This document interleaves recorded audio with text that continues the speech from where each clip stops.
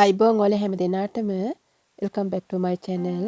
So today I would like to share with you how to make this beautiful dress for UK size 5XL. ඉතින් ඔයාලටත් පුළුවන් 5XL වලට විතරක් නෙමේ ඕනම sizes එකකට මේ බ්ලොක් එක පහසුවෙන් හදාගන්න. ඉතින් මම මෙතන 5XL සඳහා ඔයාලට අවශ්‍ය කරන මෙමි ටික දාලා තියෙනවා. ඉතින් මතක තියාගන්න මේ UK size වල තමයි මම මෙතන දාලා තියෙන්නේ 5XL වල. දැන් මෙතන මම බුරුලක් සහිත බේසික් බ්ලොක් එක උපයෝග කරගෙන තමයි මේ ගවුම නිර්මාණය කරගන්නේ.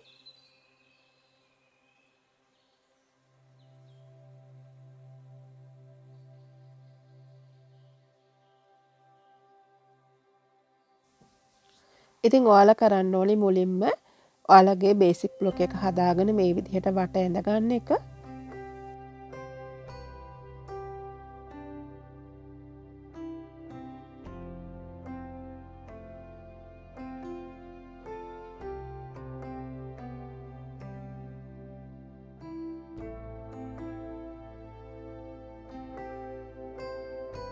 ඊට පස්සේ ඔයාලට පුළුවන් අංශ ඩාටය නිර්මාණය කරගන්න. අපිට මෙතන ඉන ඩාටයත් අවශ්‍ය වෙනවා.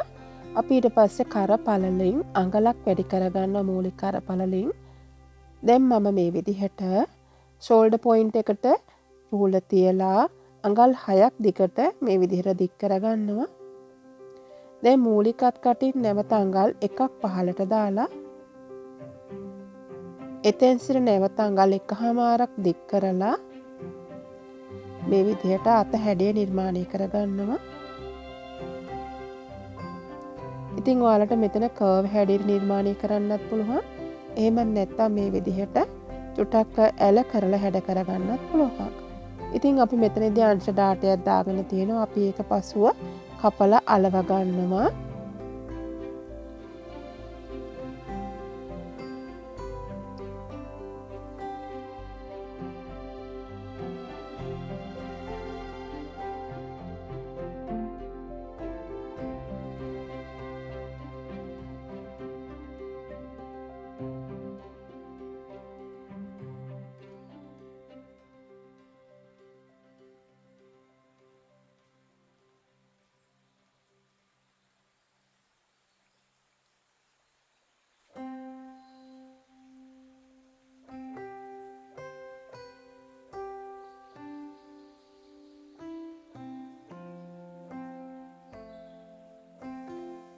දැන් අපි මේ විදිහට ඉන ඩාටය ලකුණු කරගමු.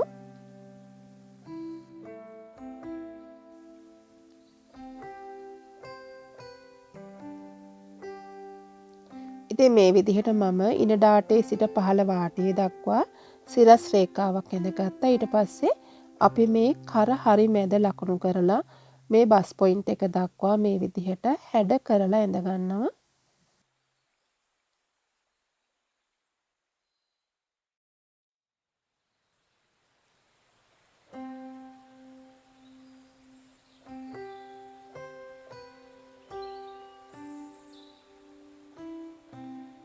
දැන් අපේ දෙවෙනි කර ගැඹුර තමයි ලකුණු කරගන්න යන්නේ. ඉතින් මේ විදිහට ඔයාලට අඟල් 6ක් හෝ 7ක් පහළට ලකුණු කරගන්න පුළුවන්. මම මේ විදිහට අඟල් 6ක් වෙන්න ලකුණු කරගන්නවා. ඉතින් මූලික කර ගැඹුරේ සිට මම අඟල් 3ක් තමයි එමෙත පහළට දැම්මේ. එතකොට මට සම්පූර්ණ කර ගැඹුර මෙතන දෙවෙනි කර ගැඹුර මම කියන්නේ අඟල් 6ක් වෙනවා. ඊට පස්සේ ඔයාලට මේ කරේ හැඩය ඔයාලට කොටුවක් විදිහට කොටු ආකාරයෙන් ගන්නත් පුළුවන්. එහෙම නැත්නම් මේ විදිහට හැඩ කරලා ගන්නත් පුළුවන්. මෙතන ඉඳලා බලපුවම මට අඟල් 3ක් තියෙනවා මූලික කරේ ඉඳලා. ඊට පස්සේ අනිත් පැත්තෙන් අඟල් 4ක් තියෙනවා. ඉතින් ඔයාලට කැමති කර හැඩයක් මෙතනදී දාගන්න පුළුවන්. දැන් අපි මෙතන පොඩි කී හෝල් එකක් හදා ගන්නවා. ඉතින් අඟලක් පමණ දිගට මේ විදිහට මම කී හෝල් හැඩයක් ලකුණු කර ගන්නවා. මේ කී හෝල් හැඩයේ දිගත් ඔයාලට අඟල් 1 සිට අඟල් 1මාරක් පමණ ගන්න පුළුවන්. මම අඟල් 1ක් පල්ල සහ අඟල් 1ක් දිගට තමයි මේ කී හෝල් හැඩය නිර්මාණය කරලා තියෙන්නේ කඳුළු බිඳුවක් ආකාරයට.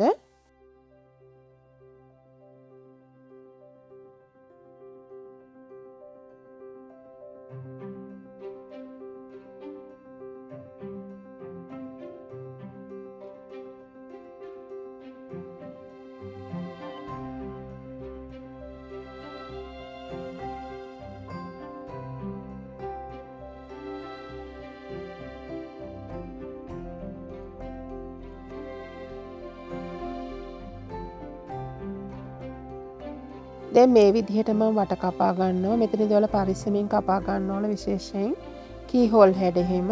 ඉතින් මම මෙතනදී මේ දෙවෙනි කර හැඩය තමයි ගන්නෙ. කියන්නේ මේ අඟල් 4ත් අඟල් 3ත් එකතු කරලා මේ හැඳගත්ත කර හැඩයට තමයි මගේ ගවුමට අදාළ මේ හැඩය නිර්මාණය කෙරුවේ. දැන් මම අංශ ඩාටේ මේ විදිහට පොයින්ට් එක දක්වාම බස් පොයින්ට් එක දක්වාම දික් කරගත්තා.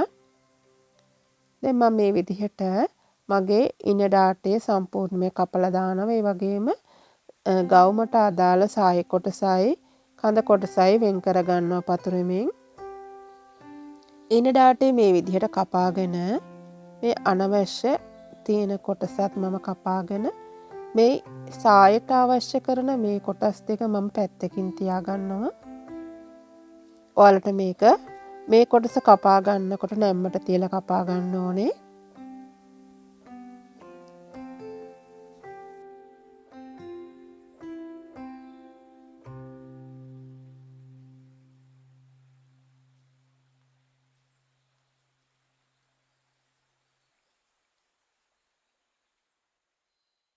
දැන් මම මේ විදිහට ඉන ඩාටේ කපලා ඉවත් කරන ඉන ඩාටේ ඉතුරු ටික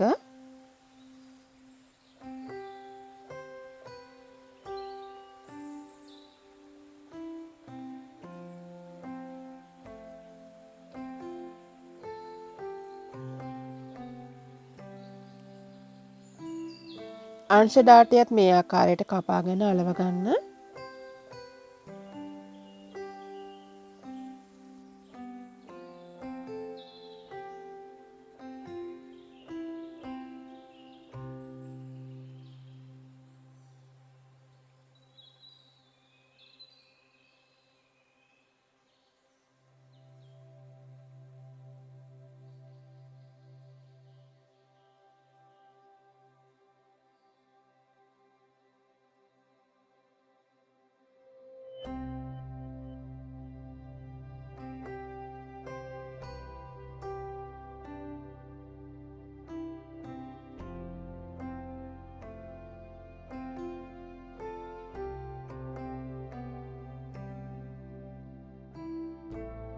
මේ කී හෝල් හැඩයත් අපි කපා ගන්න ඕනේ.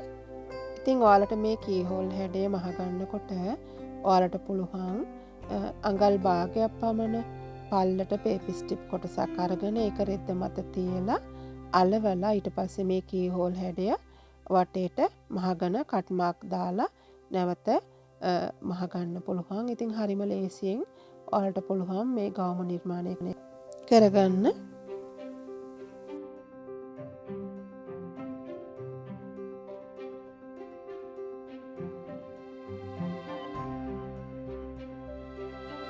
ඒ වගේම අමතක කරන්න එපා මේ හැම කොටසකටම මෙහඟු වාසි තියා ගන්න ඕනේ. අංශයට අඟලකුත් අනිත් ප්‍රදේශවලට අඟල් භාගෙ වැඩියෙන් ඔයාලට තියා ගන්න පුළුවන්.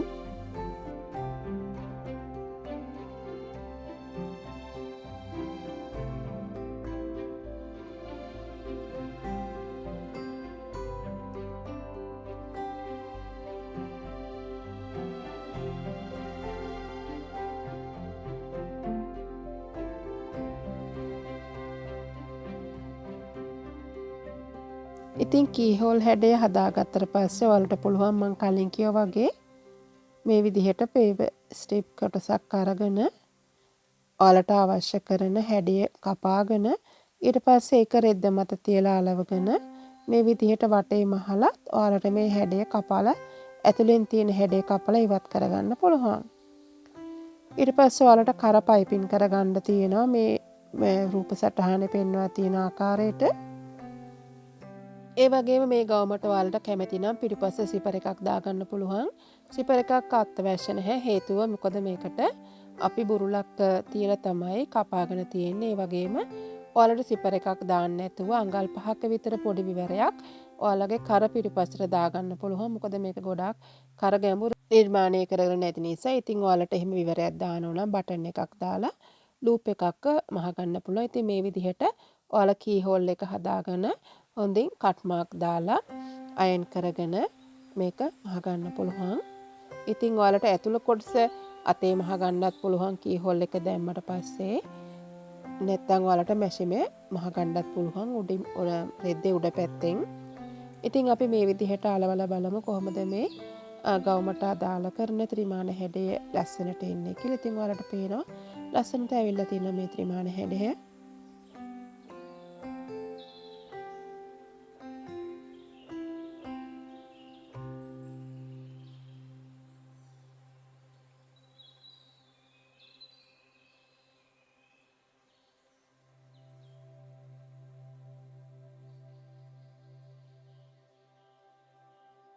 අපි දැන් යනවා අපිට අවශ්‍ය කරන සාය හැඩය මතු කරගන්න.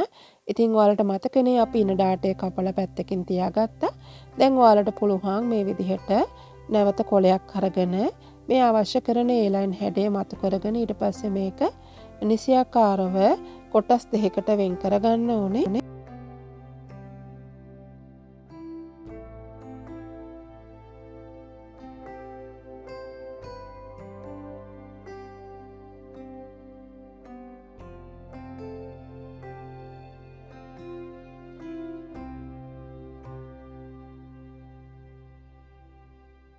ඉතින් ඔයාලට පෙන්වලා දෙන පරිදි මේ විදිහට යටින් කොලයක් තියලා වට කපලා ඊට පස්සේ ඔයාලට මේ කොටස් දෙක මේ විදිහට වෙන් කරගන්න ඕනේ.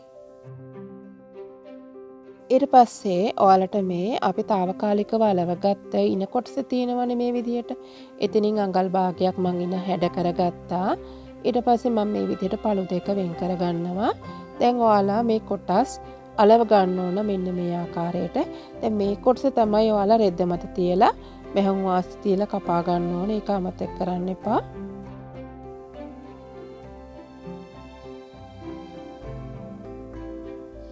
ඉතින් අපි මේ විදිහට ඉදිරිපස්ස කොටස නිර්මාණය කරලා ඉවරයි.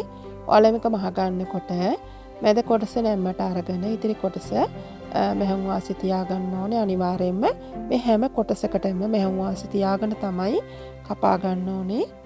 දැන් අපි පිටිපස්ස බ්ලොක් එක නිර්මාණය කරමු. ඉතින් ඔයාලට අවශ්‍ය කරන උස මේ විතර ලකුණු කරලා මූලික පතුරම බුරුලක් සහිත මූලික පතුරම මේ විදිහට තියාගෙන වට ඇඳ ගන්න ඕනේ.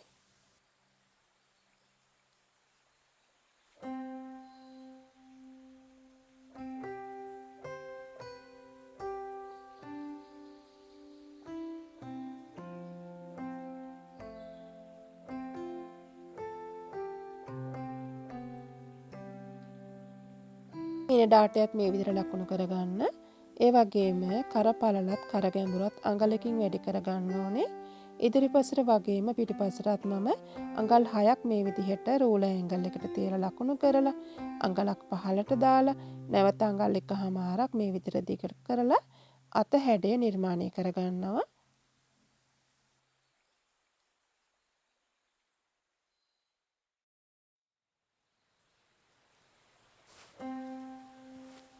දැන් අපි මේ විදිහට පිටිපස්ස කරත් හරි මැදින් ලකුණු කරලා ඔයාලට අවශ්‍ය කරන මේ ලස්සන හැඩය නිර්මාණය කරගන්නවා. ඊට පස්සේ මම අංශයෙන් මේ විදිහට අඟල් භාගයක් ඉහළටත් අඟල් භාගයක් පහළටත් ලකුණු කරලා ඔල සිපර් එකක් දානවා නම් 8න් 3ක් මේ විතර ලකුණු කරලා ඒ 8න් 3 නැවතත් මේ පැත්තට දීලා මේ හැඩය නිර්මාණය කරගන්න.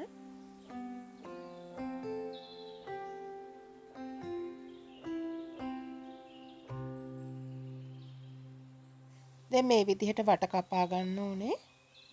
ඉතින් ඔයාලට මතකනේ අපි ඉදිරිපස සායි නිර්මාණය කරගත්ත ආකාරයටම ඉන ඩාටේ කපලා ඉවත් කරලා ඊට පස්සේ A-line හැඩය මතු කරගෙන ඔයාලට මේ පළු දෙක නිසියාකාරව වෙන් කරගන්න ඕනේ.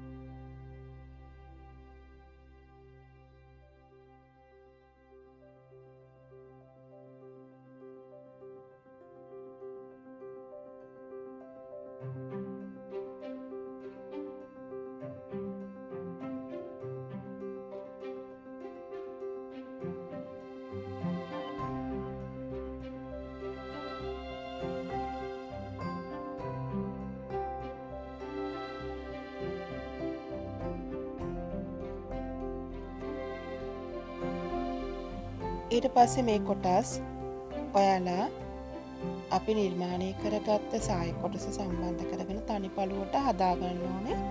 ඉතින් අමතක කරන්න එපා. මේ කොටස තමයි අපි රෙද්ද මතර තියලා කපා ගන්න ඕනේ. මෙහෙම වාසේ තබා ගනිමින් එක තනිපළුවට අපි හදාගත්තට පස්සේ තමයි රෙද්ද මත තියලා මෙහෙම වාසේ තියාගන්න ඕනේ. ඒ වගේම ඔයාලට මම මතක් කරන්න කැමතියි මම අලුත් channel එකක් පටන් ගත්තා. ඉතින් එතනදී මම කිසිම භාෂාවක් කතා කරන්නේ නැහැ. ඉතින් ඉංග්‍රීසි වලින් සබ්ටයිටල්ස් දාලා තියෙනවා ඔයාලට පුළුවන් බලලා අලුත් දෙයක් ඒ channel එකෙනුත් ඉගෙන ගන්න. ඉතින් මේ channel එක මම දිගටම කරගෙන යනවා. ඉතින් පුළුවන් හැම වෙලාවකම ඔයාලට වීඩියෝ දාලා උදව් කරන්න මම උත්සාහ කරනවා. ඉතින් ඔයාලට පුළුවන් අලුතෙන් පටන් ගත්ත ක්ලාසස් වලට සම්බන්ධ වෙන්න කැමති නම් වීඩියෝස් අරගෙන ඉගෙන ගන්න පුළුවන්. ඉතින් ඔයාලා හැම දිනාටම බොහොම ස්තුතියි. හමුවෙමු නැවතත් ඔයාලා හැම දිනාටම ප්‍රයෝජනවත් වීඩියෝ එකකින්. Thank you so much for watching my video. See you with another valuable video. Till then, take care. Bye bye.